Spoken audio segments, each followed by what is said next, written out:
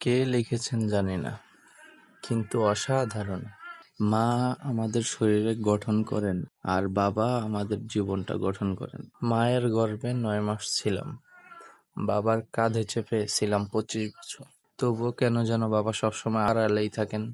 মা প্রতিদিন রান্নাঘরে বিনা বেতনে কাজ করেন, আর বাবা তার মাসের শেষ পয়সাটিও সংসারে ঢেলে দেন। দুজনেই সমানভাবে ভালোবাসেন, তবুও মা যেন ভালোবাসার মঞ্চে এক ধাপ এগিয়ে, আর বাবা কেমন যেন নীরবে দাঁড়িয়ে থাকে একটা প্রেক্ষাপটে।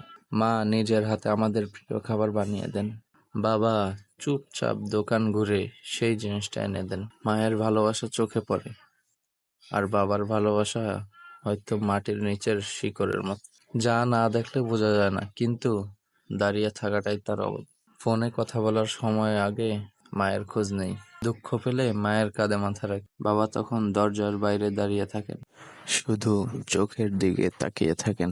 মনে হয় কিছু বলতে চান, কিন্তু বলেন না, যেন বলার অধিকারটাও কেমন হারিয়ে ফেলেছেন। বাচ্চাদের আলমারির রঙিন জামায় ভর্তি, মায়ের শাড়ির আলমারিও বেশ সমৃদ্ধ, কিন্তু বাবার আছে মাত্র কয়েকটা জামা।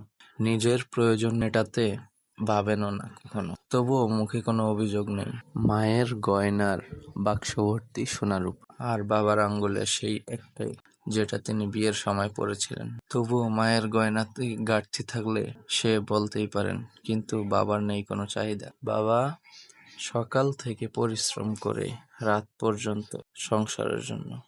বাবা সকাল থেকে রাত পর্যন্ত পরিশ্রম করেন শুধুমাত্র সংসারের জন্য। মাঝে মাঝে অফিস থেকে ক্লান্ত হয়ে ফিরেন, তবুও ঘরে ঢুকে সন্তানের মুখ দেখেই সব ক্লান্তি ভুলে যান। স্বীকৃতি চান না, প্রশংসা চান না, শুধু চান সবাই ভালো থাকে। যখন বাবা মা দুজনেই বয়সের ভারে নুয়ে পড়েন, তখন সন্তান ভাবে মা অন্তত ঘরের কাজে লাগেন, কিন্তু বাবাকে বলে বয়স হয়েছে, এখন আর কিছুই করতে পারেন না। হয়তো বাবাই সংসারের এই নীরব মেরুদণ্ড, যিনি সামনে থাকেন না, কিন্তু তার কারণেই পরিবারটা দাঁড়িয়ে থাকে। তাই হয়তো বাবা পিছিয়ে থাকেন না, তিনি ইচ্ছে করেই সামনে আসেন না, কারণ তিনি জানেন তার ভালোবাসা প্রমাণ করতে হয় না।